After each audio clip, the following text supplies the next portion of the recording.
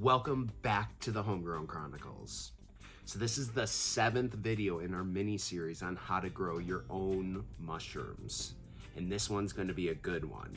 We're actually going to be fruiting these mushrooms, which just means growing our final product. So this bin has been closed for 13 days. I've never opened it. And that is why this is the first bin to give me my first pins. Now, once you see the pins starting, that's when we're gonna start introducing free air exchange, which just basically means we're going to be replacing all the CO2 that's built up in here with oxygen. That's gonna help the mushrooms grow the actual bodies that we're going to be harvesting. So now that this bin is ready, I'm going to show you exactly what to do. So let's get started. So the first thing, it's always a good idea to be putting on your gloves and using that isopropyl alcohol. If you do this every time you mess with these bins, you will get better flushes. You'll also get more flushes. So really, this is worth doing, even though it can kind of be a pain in the butt to always have to be applying gloves and your alcohol. But trust me, if you want to get multiple flushes and really get the full potential of all of those grains of rice you put in here, you want to do this to avoid contamination. So this is actually really simple. Once you start seeing the pins, that means it's ready for that oxygen. So if you have an indoor garden, then this is a great opportunity to supplement that indoor room with CO2. And it's really easy to do. All you have to do is remove the lid and just fan it out for about 20 to 30 seconds. Fanning it out. That's just replacing the CO2 with oxygen. Now, once you're done fanning, you want to put this on immediately.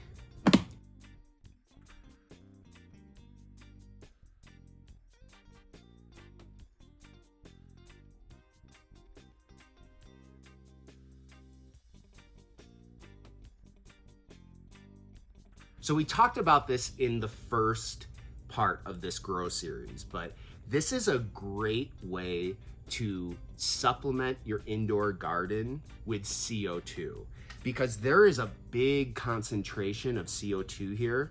And when you replace it with the oxygen, that's gonna go around your room and really help your plants grow even better and more healthy.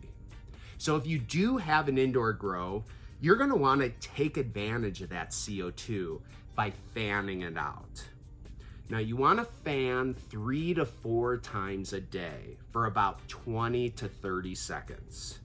That's enough time to get all of the CO2 out and replace it with oxygen, which is going to not only encourage more pinning, but it's also going to have the pins grow into fully fledged mushrooms.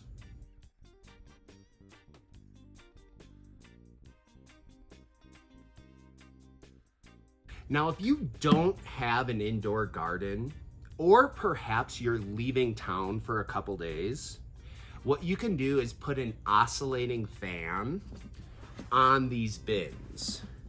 Now, I just set my fan to go off every 15 minutes. 15 minutes on, 15 minutes off. I just use a simple timer, and then I have the airflow going right at these holes. And basically what I'll do is I'll set up 2 bins here, 2 bins here, 2 bins here, and I'll have that oscillating fan hitting right in the middle. So plenty of air is getting in here. If you're doing that, you're not gonna get the CO2 supplements into your room, but you will still be introducing that free air exchange that you need to encourage these mushrooms to start fruiting. So this is a really simple and easy way to be totally hands-off if you want. Just use a fan and call it a day.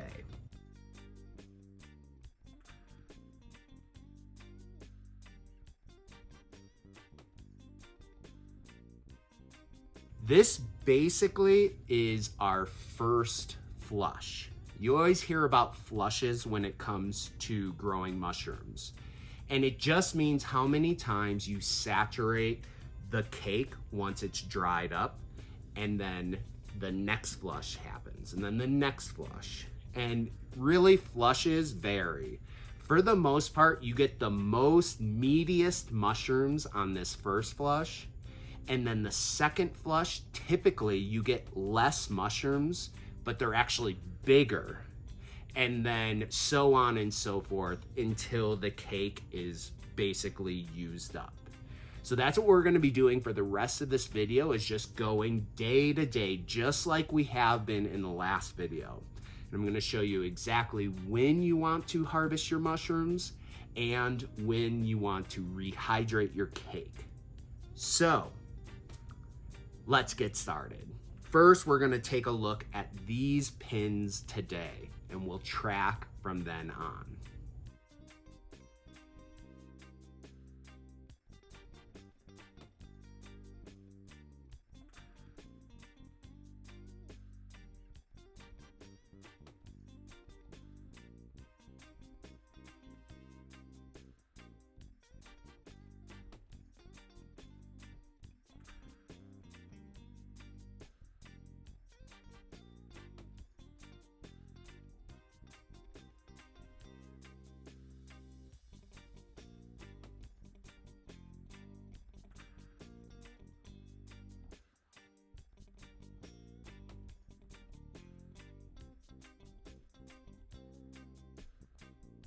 So it's been 4 days since we have started introducing our oxygen and basically making fruiting conditions. And we have a couple mushrooms that we are already ready to harvest, and a ton more right behind it. So before we take a look in this bin, let's talk about when you want to harvest your mushrooms. Now, there is a veil that's basically under the spores. And the second that that veil breaks, you want to be cutting your mushrooms. Now, mushrooms grow at different sizes. Some are small, some are big before that veil breaks. So that is really the way to tell when you harvest. Now, the absolute ideal time to harvest a mushroom is 3 seconds before the veil breaks. Now, since we can't time that, just making sure that you cut in at least within a couple hours is going to ensure that you don't get tons of spore drop. Because if you leave it after the veil breaks, especially after 6 hours, you're going to start getting black spores dropping all over your substrate and other mushrooms.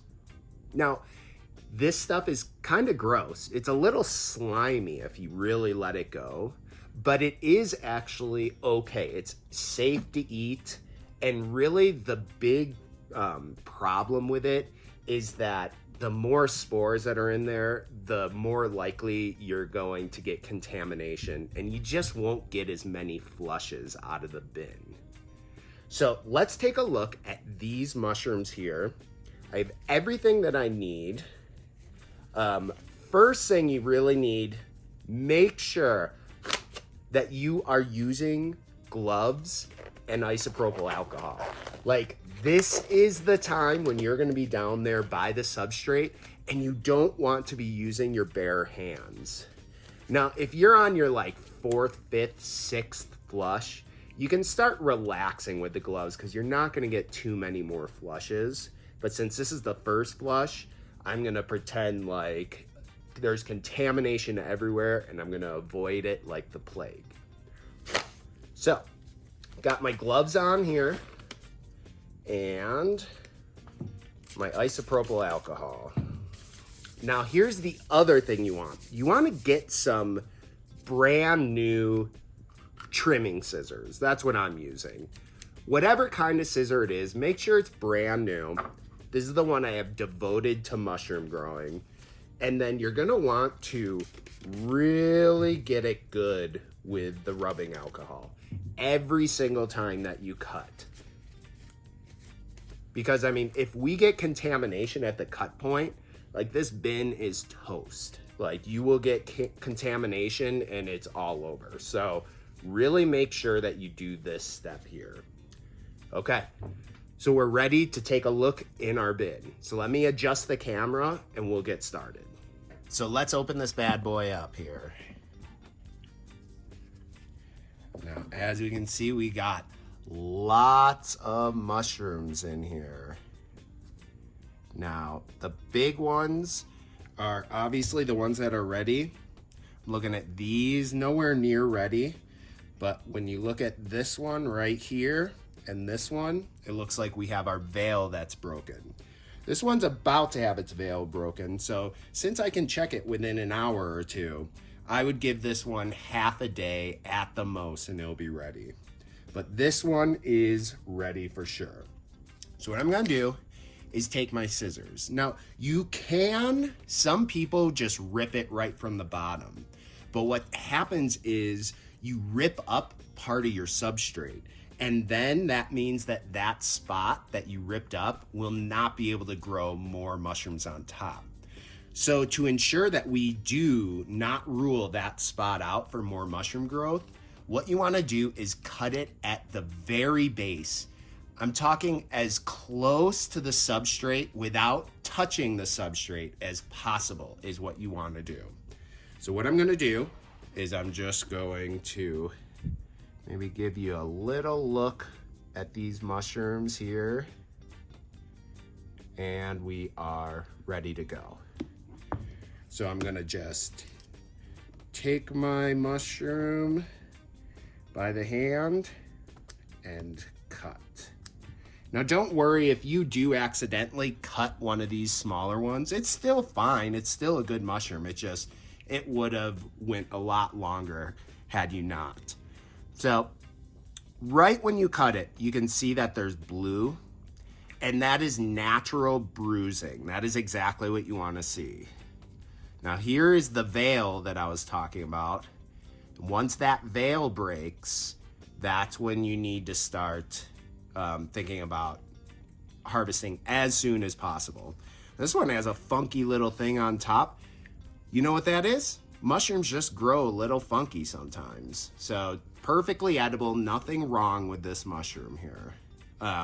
You can see it's getting bluer and bluer and bluer. Same thing is gonna happen right here. Do not worry about that. You wanna leave these stumps because when the stump is there, it provides a nice microclimate for mushrooms to grow around the stump, which is what they're basically gonna do.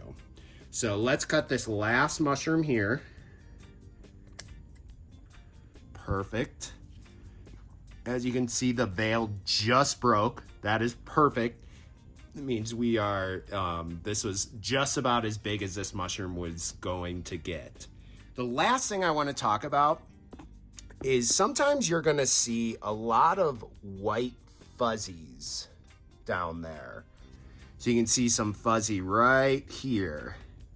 That's totally normal. It's pretty hard to get it to have no fuzzies, but if your fuzzies are all the way up here, that means you need to be introducing more oxygen to your bins. And that is really easy to do. Just air them out more, put a fan on them. And in terms of edibility, which is a word, these are totally edible. The white is edible. If you dry it, it'll just kind of go away. And if you cook it, then it will also just go away. So don't worry about removing that. I mean, obviously, if you have substrate on the bottom, you want to cut that off. But other than that, you have your perfectly harvested mushroom.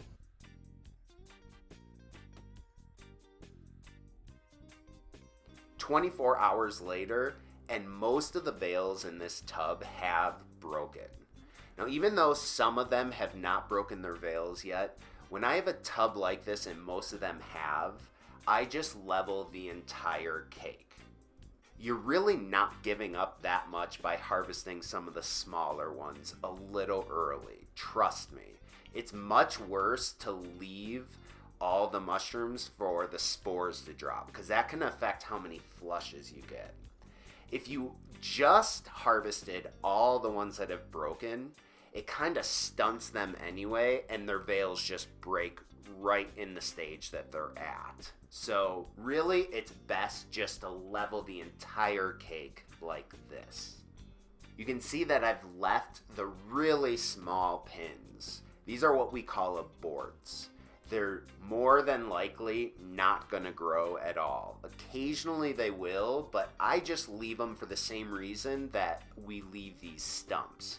It provides a nice microclimate, and the cake will just absorb that water from these little aborts, and it will just start all over again. So after just one day, you can already see the mycelium is really starting to move around on the cake, trying to figure out where the next pin sets are going to be. Here's a close-up of some of those aborts that we just left. Just leave them to do their thing. They're basically just going to hydrate this cake. So what you want to do is you want to poke around with a gloved, sterilized hand here and make sure that there's enough moisture for more mushrooms to grow. Now, I don't see any on my fingertip, but when I lift it up, I can really tell that there's plenty of moisture in here to give us another round of mushrooms before we need to hydrate the cakes. So right here, 3 days later, you can see that we have new pin sets coming up on some of the substrate. Here it is right here. This is where the next set of mushrooms is going to grow. You know from the last run that once you start seeing pins like this, you're only a couple days away from harvesting full mushrooms. So skipping ahead 3 more days on this tub, and we can see, boom, there we go. We got our mushrooms. Veils have broken, so it is ready to fully harvest. Once most of them have broken, then you are about to the point where the other ones aren't going to get much bigger. So it's the same concept, just harvest them all. A feel of the cake, and it's a lot stiffer than before, which is normal. All the moisture is being taken by the mushrooms. This cake is definitely going to need to be rehydrated, but we're going to get into that in the last video. So that's it. I mean, pretty simple here. Once you've harvested your mushrooms, you want to move them right to the fridge if it's edible mushrooms that you plan on eating, or go right to a food dehydrator if it's a medicinal mushroom like lion's mane, reishi, or turkey tail. Anything that you're putting in a capsule, you want to dry it in a dehydrator and then pulverize it, put it in a capsule, and you're done.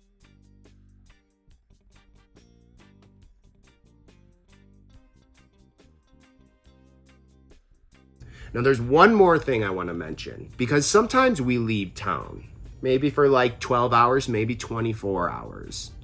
Once you start to get an idea of how big these mushrooms grow, then you can start anticipating when that veil is going to break. And what I mean is, if I had a pretty decent sized mushroom that is just an hour or 2 away from that veil breaking, but I need to leave town, it's better to cut that mushroom just a little early, give up just a little growth, so that when you come home, you don't have a spore mess in your bin. So stay on top of those mushrooms. And in the next video, we're gonna be going over what to do when these cakes have dried up. And I'm gonna show you how to rehydrate so that we can get multiple flushes. So I will see you there.